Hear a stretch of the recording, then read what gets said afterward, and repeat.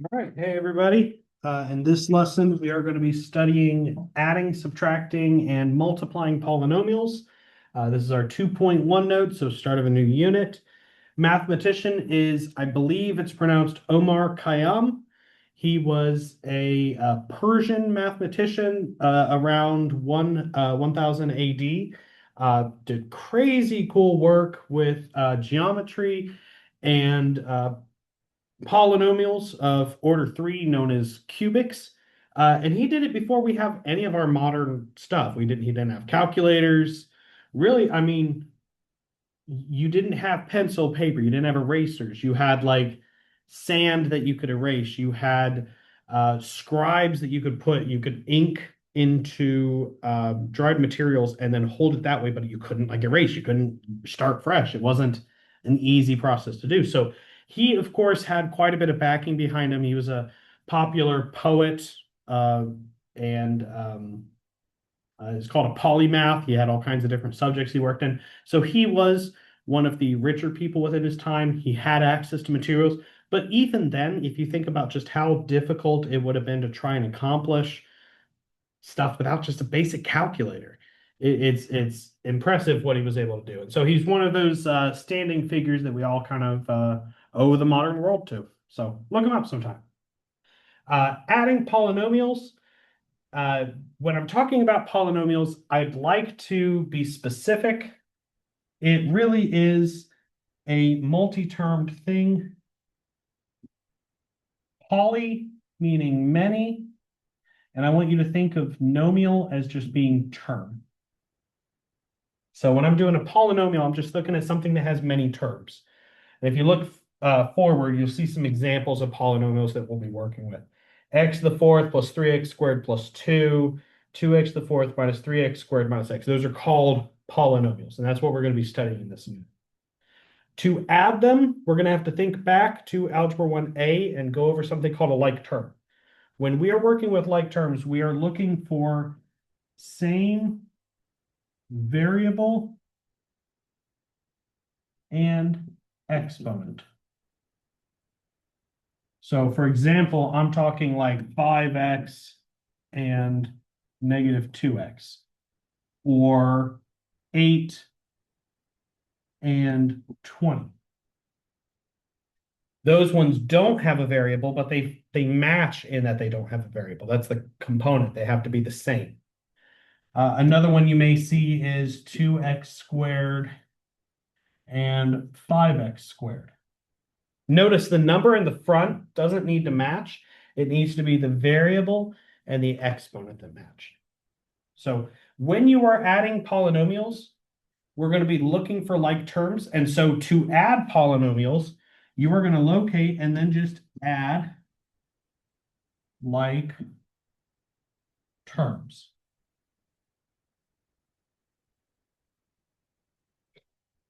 So some examples here. We've got x to the fourth plus 3x squared plus 2 plus 2x to the fourth minus 3x squared minus x. I like to start with my biggest exponent and work my way down. It's a good habit to be in for later lessons. My biggest exponent that I can see here is the x to the 4. So I've got an x to the 4 here, and I've got a 2x to the 4 there. So if I have one x to the fourths plus 2 more x to the fourths, that makes 3 x to the fourth. Think of x to the fourth as being a thing. If I had $1 plus $2, you would say $3. Well, dollar is x to the fourth, so 3x to the fourth. I can then look for the next highest power. So ideally, I would see an x to the 3. But if I scan through here, I don't see any x to the 3s. Okay, well, let's skip on down. Move to the next thing. After that would be x to the 2. I see a 3x to the 2. I see a 3x to the 2, and there's a negative 3x to the 2. If I add those together, 3 plus negative 3, and you can double check in your calculator, that gets me a 0x to the 2. Now, I'm going to write an or because I would accept you writing your answer in one of two ways. You can write 3x to the 4 plus 0x squared, or instead of writing the 0x squared, you can just write the 3x to the 4. You don't need to include something that is 0. If it's 0x squared, that means there are no x squareds. Don't even bother writing that. After the x to the square, we can look for x to the 1, which is just x. I see a single one here, so let me mark that one. Let's do orange for that. We got my x, and I don't see any other x's. If you don't have any matches, just carry it down into your answer. So minus x. And then lastly, we've got our regular numbers. Let's do red for that. We've got 2. So plus 2. And so I have it color-coded here. You won't have it color-coded on your page, but I'm just trying to help clarify where each part's coming from. You add your like terms, write the result. And this is really just a seek and find puzzle. Just find wherever the matching exponents are, add together the numbers in front, write your answer. So I would challenge you to pause and try this next one. We've got 1x to the third and 1x to the third, both being our largest exponents here. So 1x to the third plus 1 more x to the third is 2x to the thirds. After x to the third is our x squared. Let's use green for that one. I see an x to the squared here. So I have my x to the thirds. There's only a single x squared, so I'll just carry that down into my answer. After my x squareds, I'm going to look for x's. And I see an x here and another x there. 2x plus 3x would make 5x's.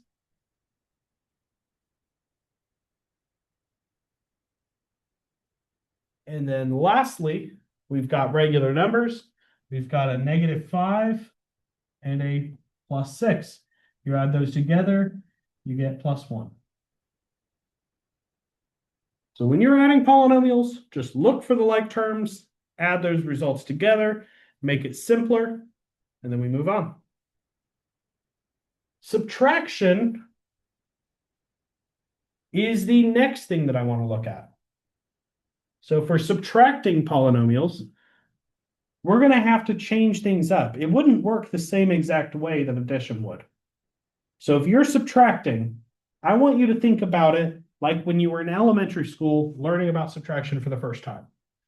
So let's think of an example, 8 minus 3. When we're working with 8 minus 3, we know that is 5, but there's a different way to get there. You could have done 8 plus a -3. 8 plus -3 also gets you 5. Now you'll notice I kept everything the same between the 8. I changed the sign here. I changed the sign here, and I keep the result the same. This is what we refer to as keep, change, change. It's kind of a helpful way to remember how to do a problem that's subtraction. And we're going to use this to our advantage here because it's kind of a pain in the butt to actually do subtraction. So we're going to convert it into an addition problem, and then we're going to do the problem itself. So to subtract polynomials, keep, change, change, then add like terms. Now, depending on the teacher that you have, they may say combine like terms instead of add like terms. It's really all the same thing. You'll just see different stuff, different places. So let me move the page. 4x to the fourth minus 4x cubed plus 3 equals, or sorry, minus 3x to the third minus 7k to the fourth minus 5. So if I write these out, I'm going to do keep, change, change. So keep this first parentheses the same. Change the sign in the middle from a minus to a plus. And I'm going to change the sign of everything in the second parentheses as well. The +3 to a -3. I'm going to change the -7 to a +7. And I'm going to change the -5 to a plus 5. And now that I've accomplished that, I'm just going to go through and look for my like terms again. I've got a power of 4 here and here. So 4k to the fourth plus 7k to the fourth is 11k to the fourth. I've got a minus 4k cubed minus 3k cubed, which is a minus 7k cubed. No squares, no k's, but I do have a 3 and a 5. Those had to make 8. So I would challenge you again to pause at this point, try the next problem before I go through it. You should be doing keep, change, change. So 5n to the third minus 7n squared minus 6n to the fourth plus positive n to the third minus 4n plus 7n to the fourth. If I look for my like terms, I have a negative 6n to the fourth and a positive 7n to the fourth, making a 1n to the fourth. I have a positive 5n to the third plus 1n to the third, which is 6n to the third. I have a negative 7n squared and no other squares, so I'll copy that down. And lastly, I have a minus 4n with no others, so I'll carry that down as well. So that's subtraction. We just keep, change, change, and then we add our like terms. Now on the next side, we have multiplying polynomials. When we're multiplying, think we're going to be changing the rules. Whenever we use a new operation, we have to use new rules behind it. When you multiply terms, you are going to be adding the exponents. A good way to think about it, if we have 3 times 3, we know that's 9. But an alternative way I could have written that is 3 squared. When you times two things that are the same, with a 1 and a 1 exponent, it makes 3 to the 2, which is 9. There you go. So let's look at some examples. 2x to the fifth times 3x squared. Well, if I take the 2 times the 3, that's a 6. And then if I have x to the fifth and x to the 2, we could add those exponents to make x to the 7. A good way to think about it, if you had 5 x's and then you had 2 more x's here and you were to start combining those results together, well, really what you're doing then is just counting them out. 1, 2, 3, 4, 5, 6, 7. That's why we add. Counting is addition. Looking at the next example, and again, I would challenge you to try this one. Pause the video and try it. 6 times 7 is 42. And then when we take x to the 2 times x to the 7, that would get us an x to the 9. So 42x to the 9. Now, this is only when we're timesing one thing by one thing. On the other side, we worked with polynomials, so we are again going to be expanding our work here to do polynomials. We have 5x squared times 6x plus 1. If you remember, whenever we have one thing times multiple things, we are supposed to use distributing. So 5x squared times 6x gives us a 30, and then 2 with 1 more x makes 3, x to the third. 5x squared times 1 just maintains the 5x squared. And so that's the answer. If you look ahead, there's another problem similar to this one. So again, I would challenge you to pause and try this problem yourself. We are going to be taking our negative 3x to the third times each of these. Negative 3 times 2 is negative 6. 3 x's with 5 more x's would make 8 x's. For the next term, -3 times -4 is positive 12. 3 x's and one more x makes an x to the 4. And -3 times 3 is -9 with an x to the 3.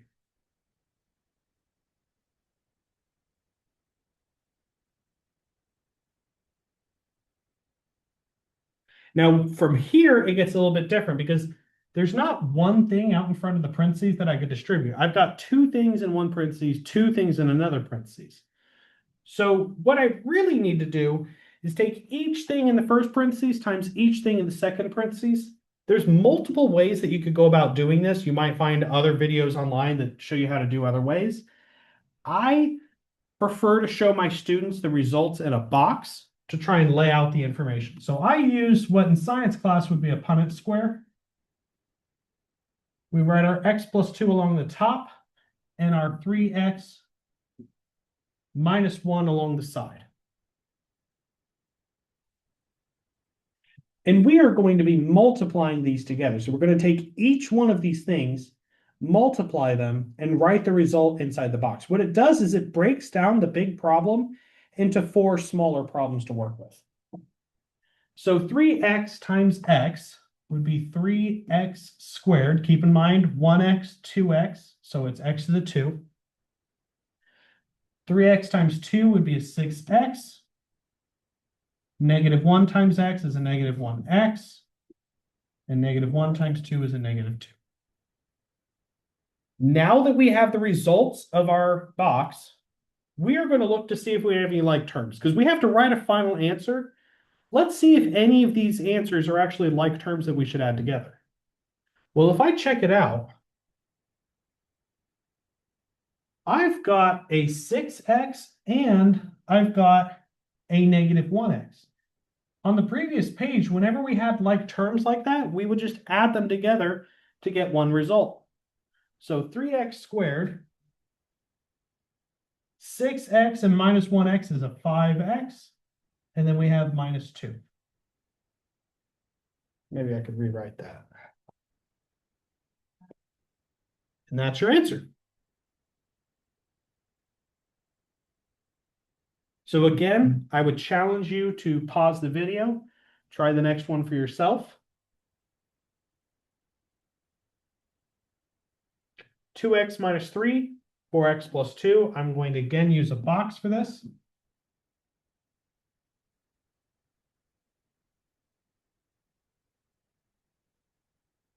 So 2x times 4x is an 8x squared. -3 times 4x is -12x. 2 times 2x is a 4x. And 2 times -3 is a -6.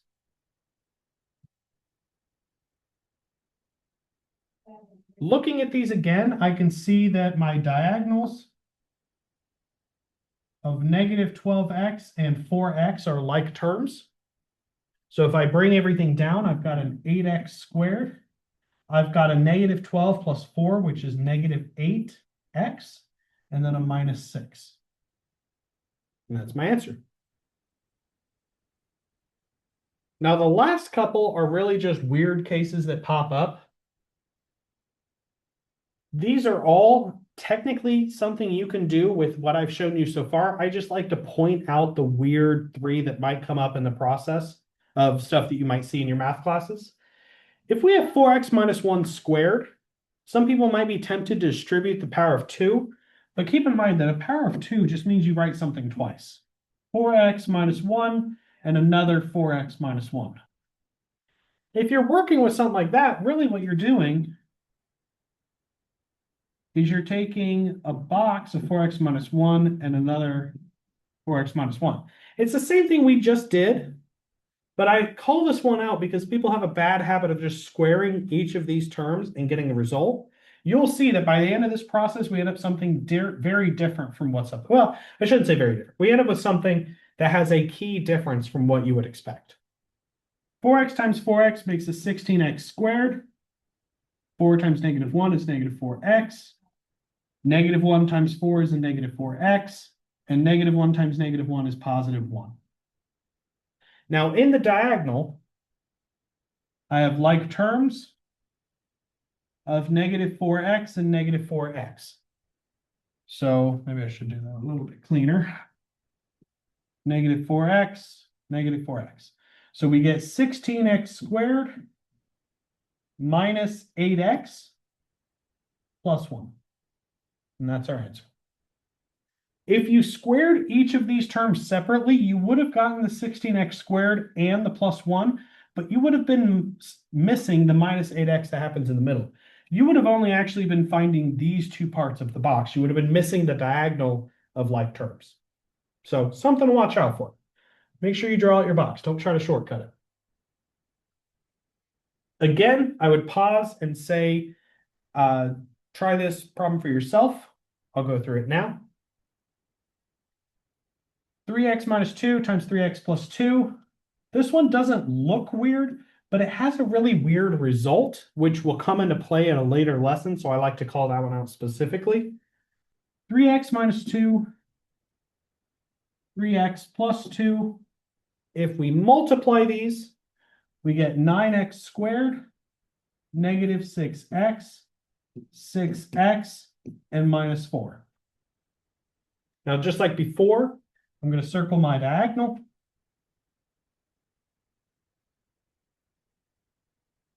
But oddly, if I was to add a 6x and a negative 6x, they would result in a 0, which cancels. So this is one of those weird cases where we will see stuff sometimes cancel on the diagonal. The specific scenario that you'll see that happen is when they're the same terms, both having a 3x, both having a 2, but one is minus, one is plus. We call that specifically a difference of squares. And that will come up again in a couple lessons from now. We're going to look at what is a difference of squares and why is that pattern helpful. But for the sake of what we're doing just today, we could write our answer as 9x squared minus 4. Keep in mind there's no middle term because they cancel. And the last one is a bit of a beast. It needs its respect that is due, but honestly, it's about the same of what we were doing, just bigger. We have two terms now times 1, 2, 3 different terms. So instead of a Punnett square like we would want, we're just going to draw a rectangle to hold all of the possible terms. Talk to Nick about what could possibly happen instead of a, I think it's a dual helix if we had a triple helix DNA. That'd be cool stuff. So writing this out, we've got 2x and 5 with an x squared, a 4x, and a minus 3. We're going to still multiply to get all of our results. So 2x times x squared is 2x to the third. 2x times 4x is 8x squared. 2x times negative 3 is negative 6x. The bottom row, 5 times x squared is 5x squared. 5 times 4x is 20x. And 5 times negative 3 is negative 15. Now, if we look through this for like terms, we're again going to see some diagonals, but we're going to notice something interesting. I have like terms in this diagonal of my squares, and I also have like terms in this diagonal with my x's. So my final answer is 2x cubed, 8x squared and 5x squared is 13x squared. Negative 6x and 20x is a 14x and a minus 15. And that is my final answer. And so I'm done. All right, from there, you guys should be ready to work on the assignment. Good luck.